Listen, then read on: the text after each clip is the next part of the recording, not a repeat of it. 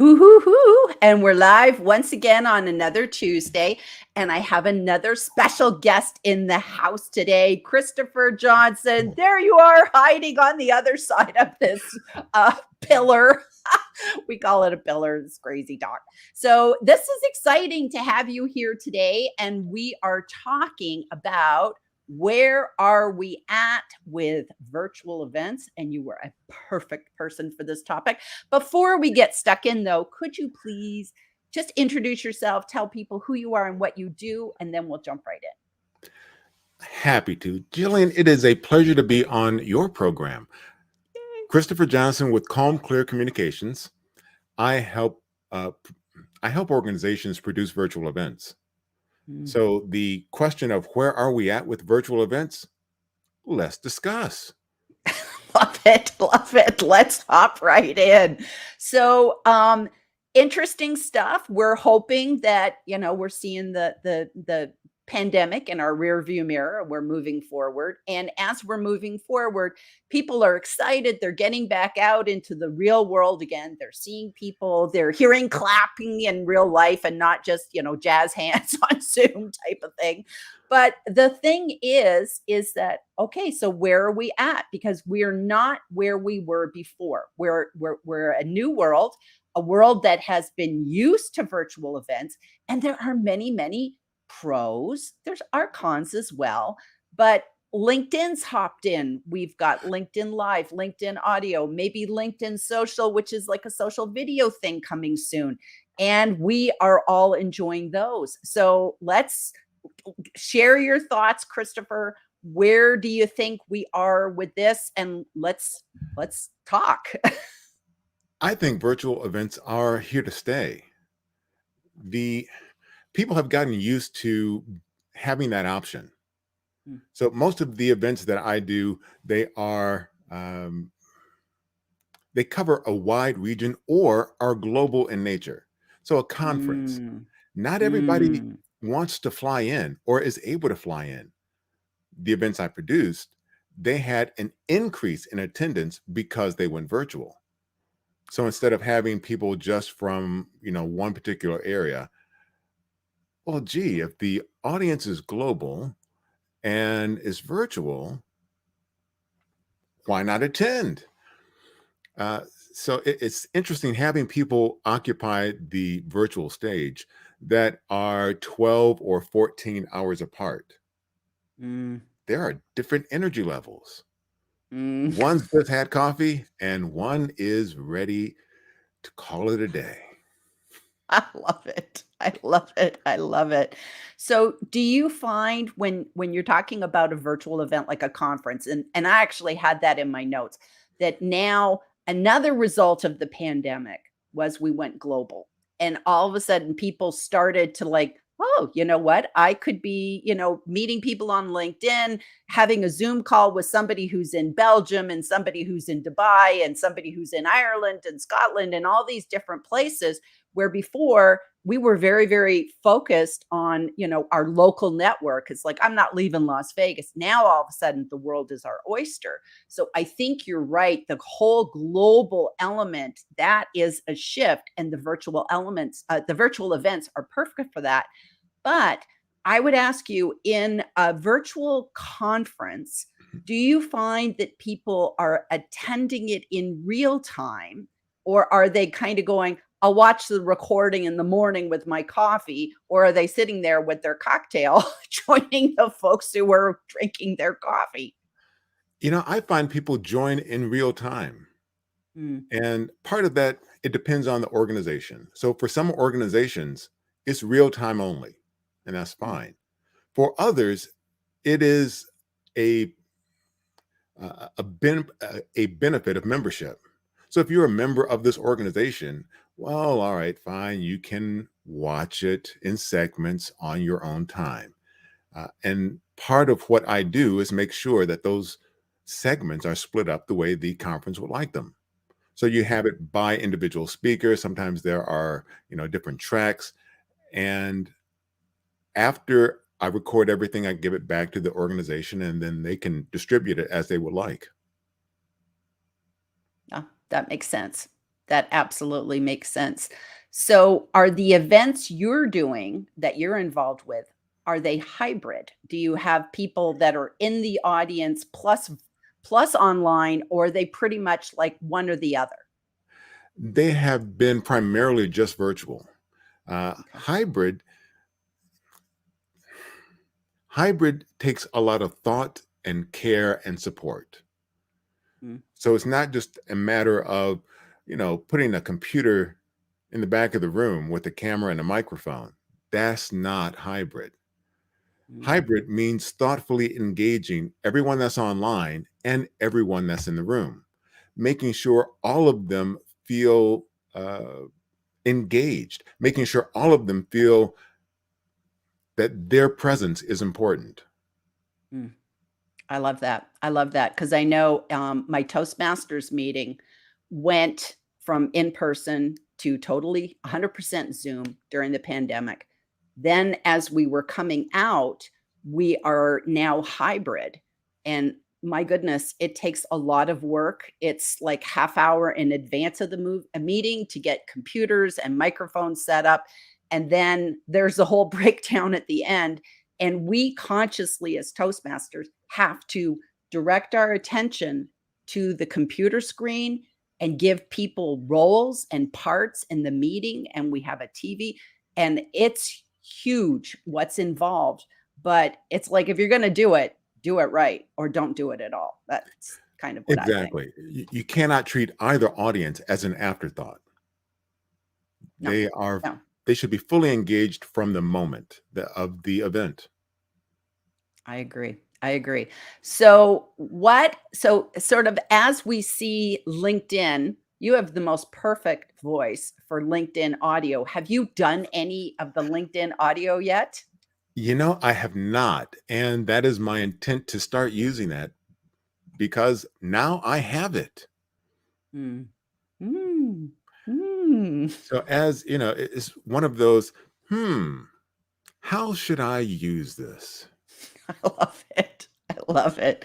I love it. Well, you have a perfect voice for a podcast, and I think that that, to me, is probably the biggest weakness because I know that you do LinkedIn Live because 'cause I've been a guest on your show, which was absolutely fantastic. You have a wonderful LinkedIn Live, and you have so many great guests on your show, and of course, you have the benefit of having all those recordings, which now stay on LinkedIn forever.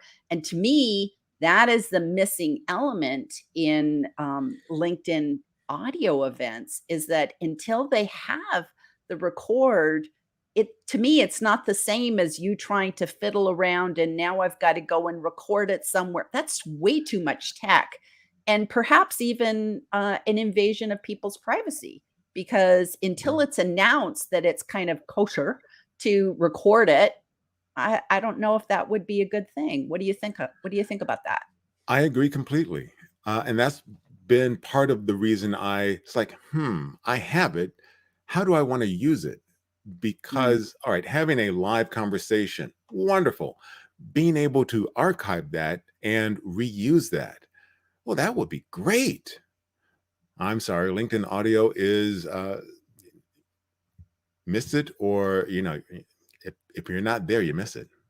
right, right, which is not necessarily a good thing, and to be honest with you, the audio events that I've been in were gold. Like, the amount of wonderful insights and information, especially because I think so many of the audio events are attracting a panel of speakers. So you'll go to an event and you get an MC, a host, wonderful speakers sharing just nuggets of wisdom, and you're just like, "Ah, I can't write this down fast enough." And I think Exactly. that's another sort of problem that came out of the pandemic is we just kind of go, well, I don't have to take notes. Somebody's got Otter, somebody's recording this meeting, the Zooms or whatever. So most of us, we're just not taking notes anymore. And I can't write fast enough anymore. No, now I understand LinkedIn listens to you. So, Mm, we should tell them, give us the ability to record our audio programs, and live captioning would be great on those as well. Well, there is the live captioning now. So Perfect. that got installed very, very quickly. I think as it was coming out of beta, Okay. because the beta testers really championed for that, which I think was amazing. The audio, from what I understand, I think it was John Asperian or Kevin D. Turner that shared this, that the events are already being recorded only for sort of backup reasons, that if there's any kind of like, hanky panky or just something going on in the event, and they have to kind of go back and say, oh, this guy kind of got up and did some crazy stuff, they can go back and track that. And so that's my understanding. So if I got that wrong, somebody please let me know. So it means the technology is there, it just hasn't been put into full force. So that would be, Yeah. crossing the fingers, be a good one. And when they get that, and you know, then it could be a separate tab on individuals' company pages. So right now you can go to the company Yes. page and look at all the video. When you can Yes. do that with Yes. audio as well, Be phenomenal. That'll be phenomenal. That'll be phenomenal. And let me just ask you about that. So you're doing your LinkedIn lives from your company page, and I'm doing my LinkedIn lives from my personal page. So did you just consciously make that choice, or was that just the easiest qualification at the time? Like, why did you choose company page? Well, I did consciously make that choice only for the organizational factor. I Mm. like being able to look at all of them in one category. On the personal page, it was more of a hunt and peck. You But I'm, got I'm that starting right. to rethink that.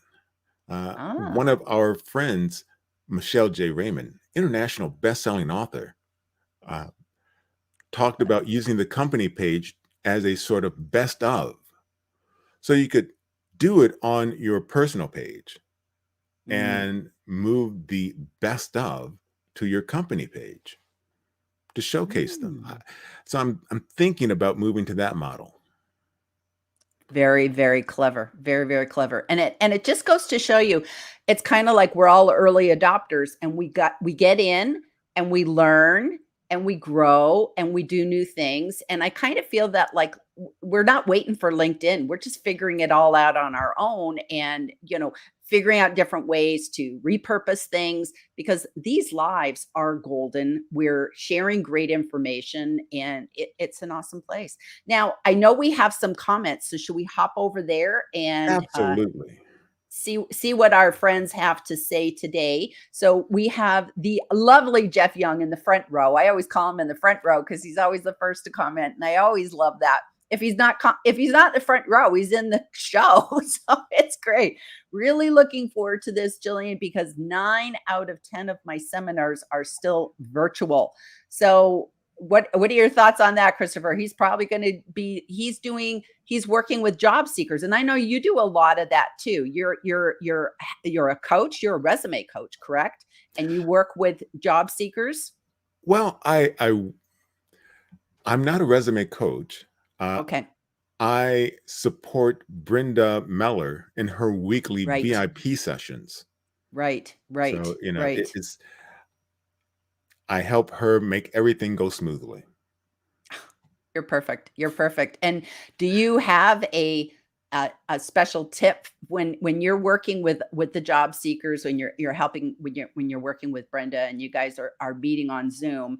Do you have like a special, if you do anything on Zoom, job seekers, make sure you do this? Is there like a golden tip for people? Absolutely.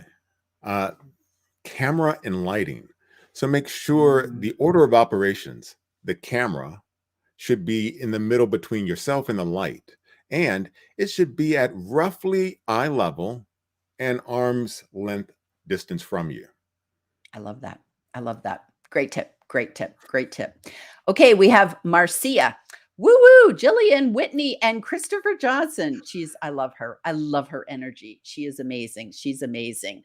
Hello, everyone. We've got Gabe. So you had Gabe on your show recently. Are you gonna go? Have you been on his show yet?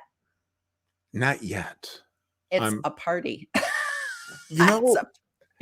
it looks like a party, and he is doing. I mean, one of the things he's doing that I find really remarkable is that 100 days of live unfiltered, or I mean, that 100 episodes.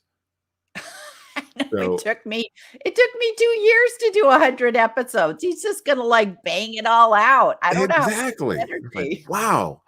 So yes, I will absolutely go on Gabe's show, and I want to talk with him after he's done with this experiment to talk about Mm. what he learned. What does doing 100 in quick succession like that teach you?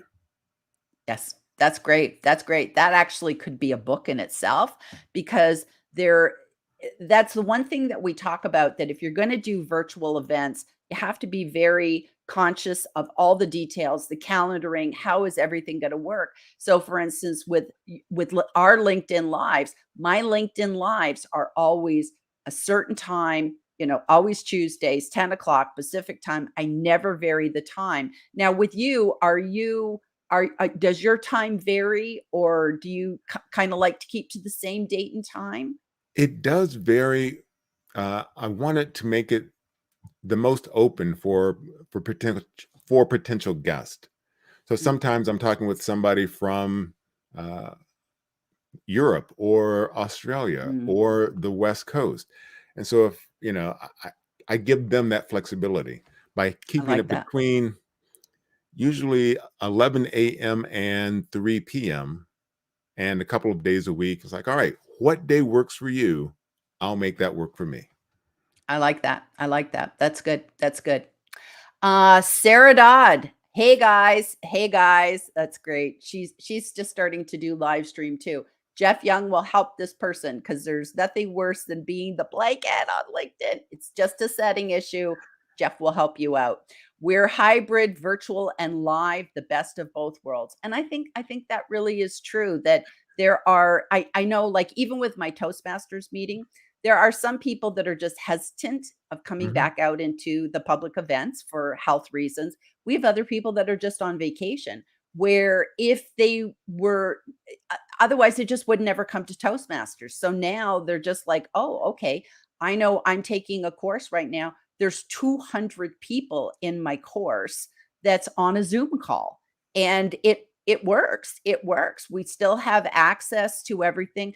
Although I did notice that when you scale up your events that big, you end up having admins, and that's probably a really important thing. Sort of like what you talked about, Christopher, that like um when you help with a virtual event, it's more than just organizing it. I'm sure a lot of times you're acting as the MC, maybe moving it all along, and then I know you do that for TED, and I truly could have you come back on to talk about TED Talks because it's like, oh Sure. my gosh, it's my favorite.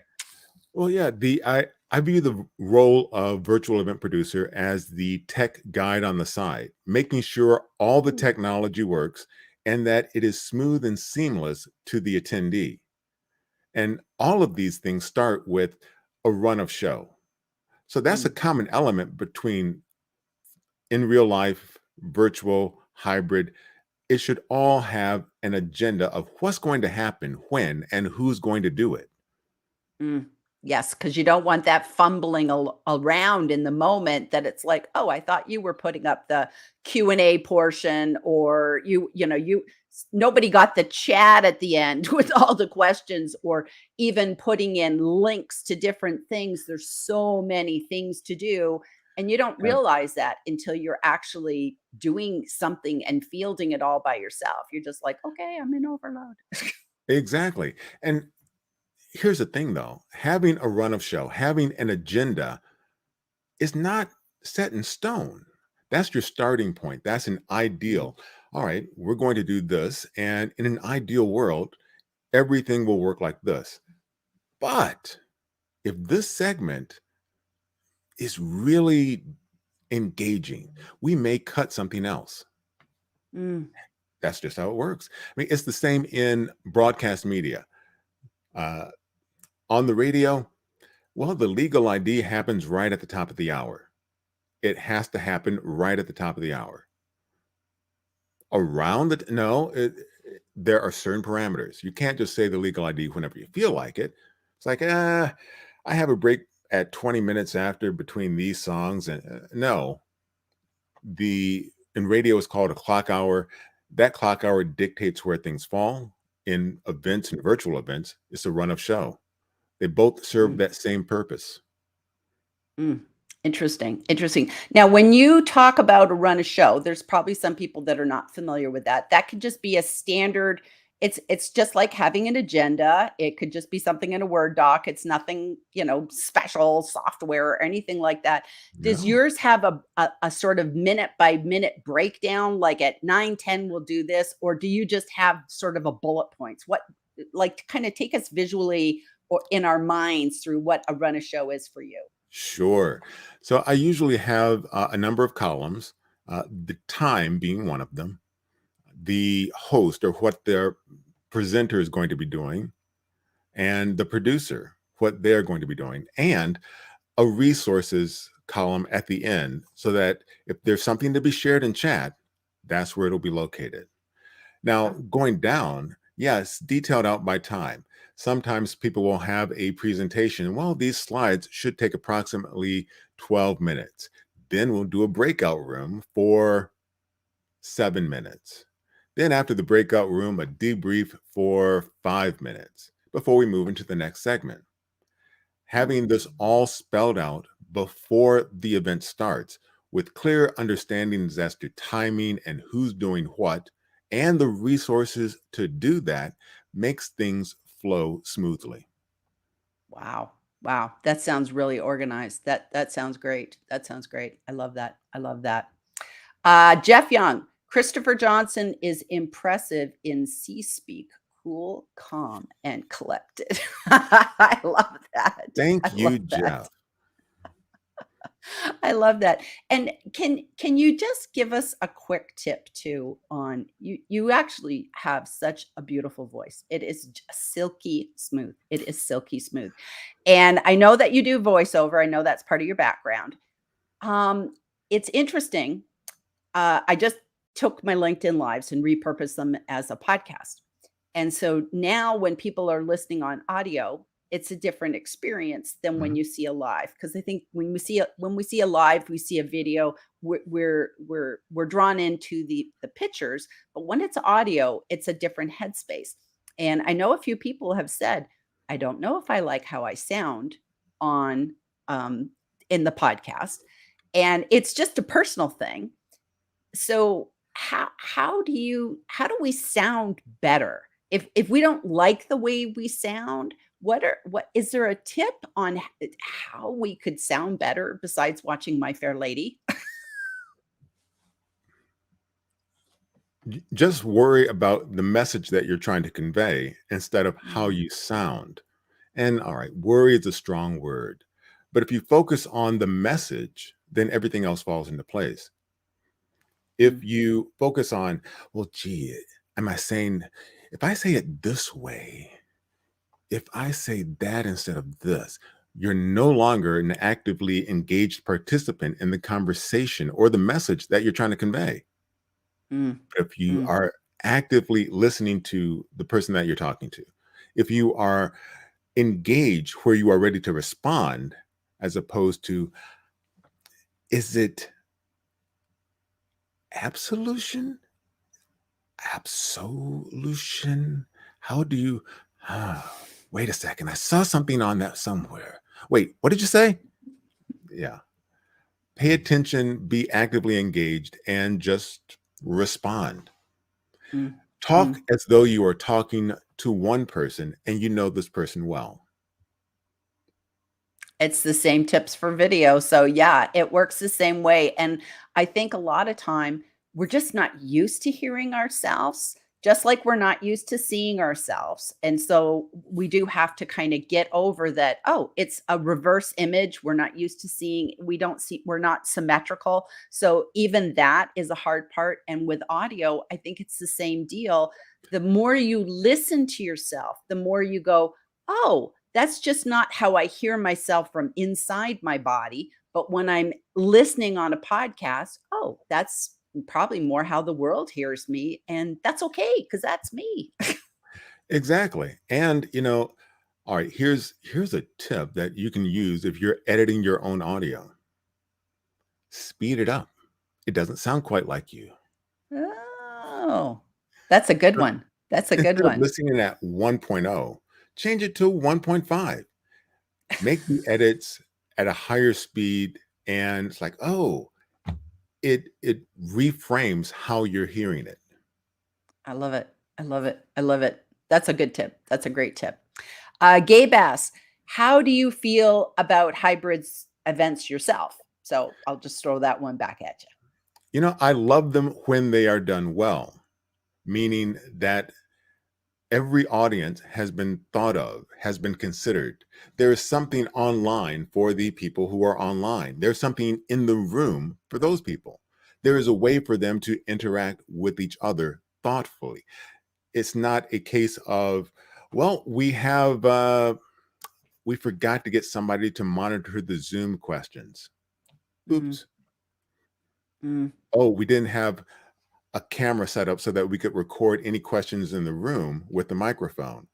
We're just going to yell them out. Mm. We're just going to, well, if you have a question online, just unmute and go right ahead and shout it out. That wouldn't work in any environment, virtual or in person or hybrid. Mm, mm.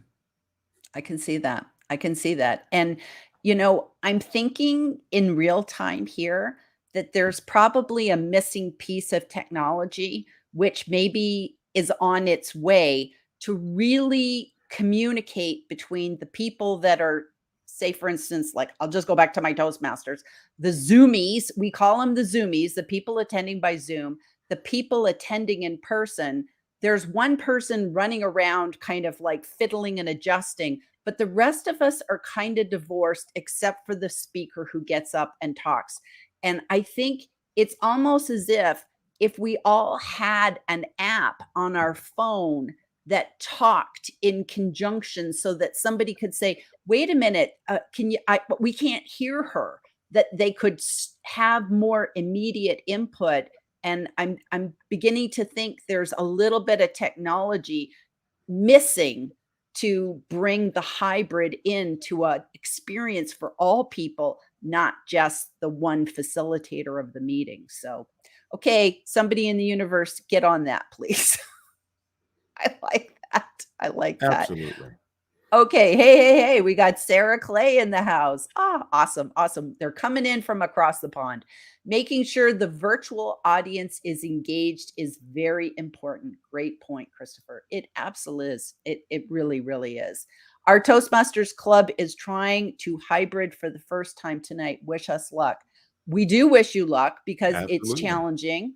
And the biggest thing is people can't hear. It's always the audio. They can't hear the people in the room, and the people in the room can't hear them. So this is a really good case for having, I know with our club, we have multiple computers, one facing the audience and one, facing the speaker, Mhm. and multiple microphones. So it is a challenge. It is a challenge for sure. For And sure. and Gabe that's what Gabe my has club did another, as sorry, well. go ahead.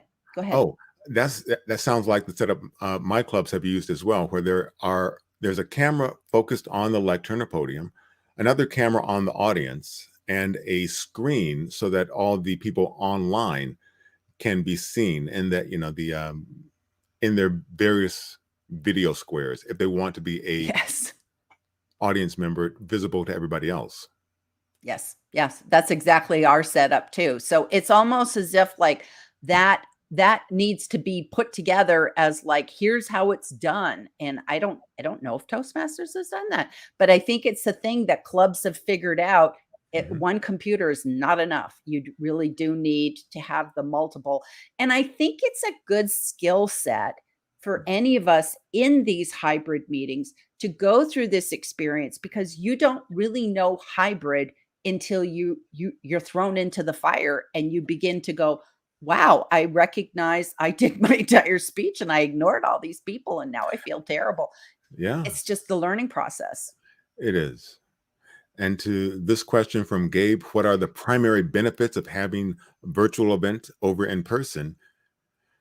Attendance would be one of those because it expands the possibility of the audience.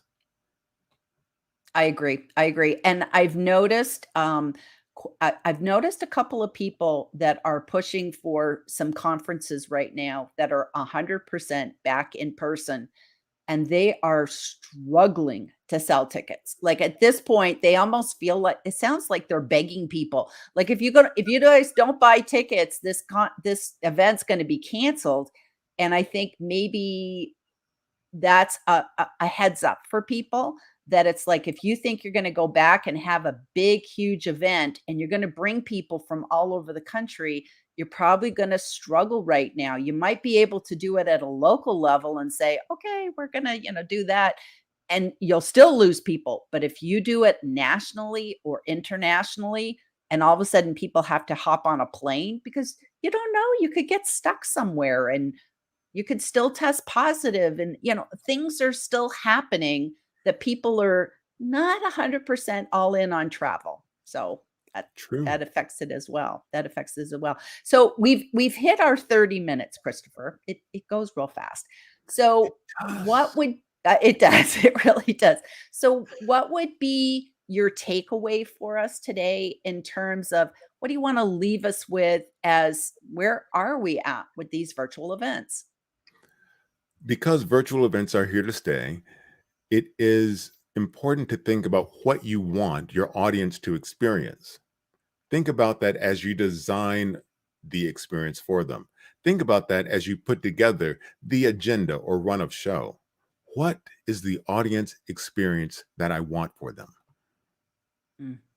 I love that. I love that. That's great. That's very, very nice.